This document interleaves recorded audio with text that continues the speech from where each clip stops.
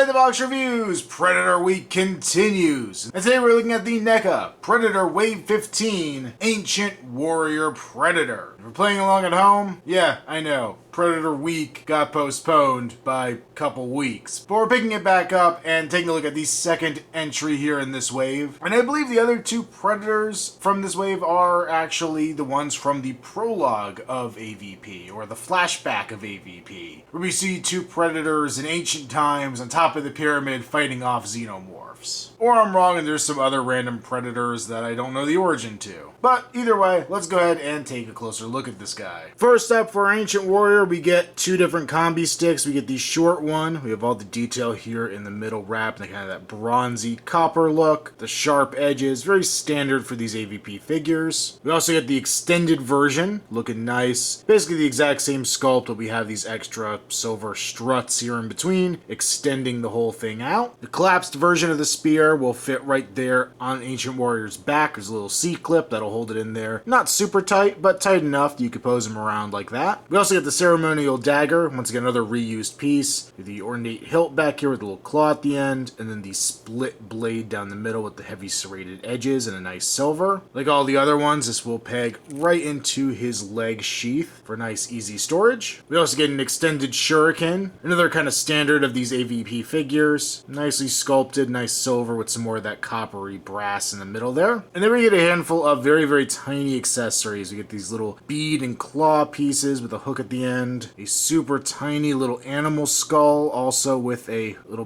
beaded hook off to the side of it. This is really hard to get a grip on. An even tinier little skull, holy crap. And there's another one. Now these are supposed to kind of go wherever. I guess you're supposed to be able to peg them into his belt. Do you have them look like different little bits of jewelry he's picked up over the way, but I don't know. I'm not very confident in their ability to stay in there, so I just don't really feel like I'm going to be using these too often, or if I do, I feel like I'm going to lose them almost immediately, kind of like that. For a sculpt, I don't feel like Ancient Warrior has anything groundbreaking. It's a very standard looking Predator mask, but they did a good job on it. It once again has that hammered look that we saw with the Scar mask, and I guess with the mask from the first wave of AVP figures. We get this nice kind of mechanical area here on the sides of it. And overall, it's a very good looking mask. They did a good job detailing it out. He's got his big heavy dreadlocks coming around the back, which are very puffy kind of looking like they are in this movie. And we also do have the cables. Once again, I'm just tucking these behind the dreads because I don't like how they are supposed to actually plug in. We have the backpack here, so we got the med kit here on the side. Very cool looking, all kinds of nice mechanical details there. And then the plasma caster. He comes with a fairly small plasma caster, but we can slide this out. Then we get a good range of motion. We can swivel up there at the top. We can hinge there in the middle. We could hinge at the back of the plasma caster. We could actually kind of rotate it back there as a little bit of a pivot, so you could really get some good angles for how you want the plasma caster ready to shoot some xenomorphs or stupid humans that nobody gives a crap about. Per usual, this pegs into the back. There's two pegs on the backpack, two pegs there in the armor. Pops in, stays there fairly well until you try to move the dreadlocks. One of the details I really like on this figure is the neck piece. Instead of giving the standard black rings that the Predators have in most of the other movies, you have this very ornate kind of neck piece that has these highlighted gold sections, kind of recessed, oxidized copper sections in it. And I think that really works with this version of the Predator, with the lore being that it helped inspire Egyptian and Aztec and Cambodian cultures and things like that. We also have his necklace here with a bunch of different little skulls. Some of those kind of match the little bits we looked at earlier. For armor on this guy, it's not super heavy armor. It's just kind of the one shoulder, chest side covered up by this kind of paneled look. Once again, carrying in some of that great looks from the mask. It's almost a bluish silver with those divots in it. That continues on to the back. The full back is armored up, but it kind of stops right here under his armpit on the other side. We do have kind of the spinal column running back here, which is a softer rubber to allow articulation. The standard rubberized shoulder pad up here. We can see the netting going through and the nice skin texture underneath. Down to his wrist computer, which is once again pretty standard for what we've gotten on these figures previously.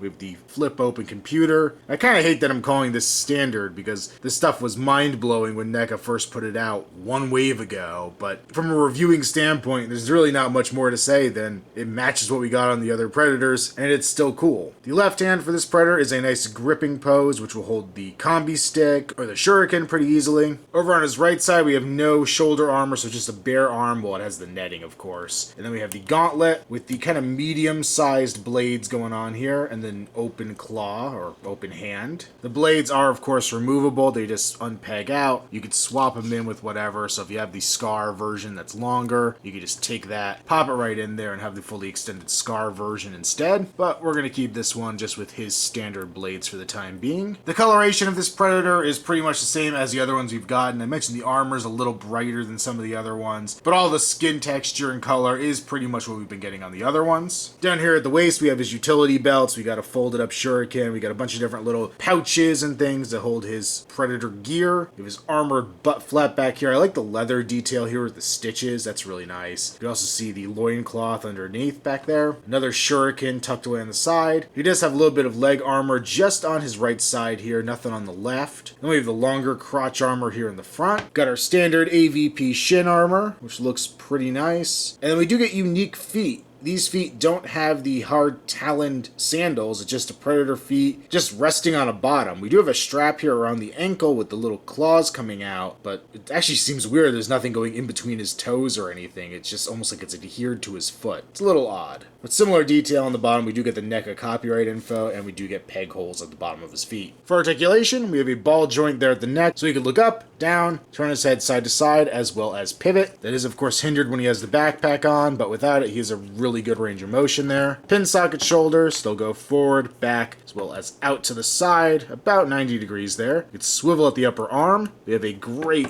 double jointed elbow there to bend in very, very far. We have a swivel at the base of his gauntlet, ball joint at the wrist, ball joint in the upper torso, so you can go forward and back, a little bit hindered because of that spine armor. You can pivot side to side as well as twist side to side. Ball joint at the waist, once again hindered a little bit because of the spine armor, but it will rotate side to side, go a little bit forward and back as well as rock side to side. Pin socket legs, they'll move pretty far forward, not even really limited by this armor that's on his leg. Also move a decent amount back, though the fact that the loincloth on this figure is pretty rigid keeps it from moving very far back. They also go very far out to the side. We have a swivel at the upper thigh. Beautiful, beautiful double jointed knee. I like that the joint's pretty well hidden by the armor as well, and also kind of recesses into this upper thigh piece here.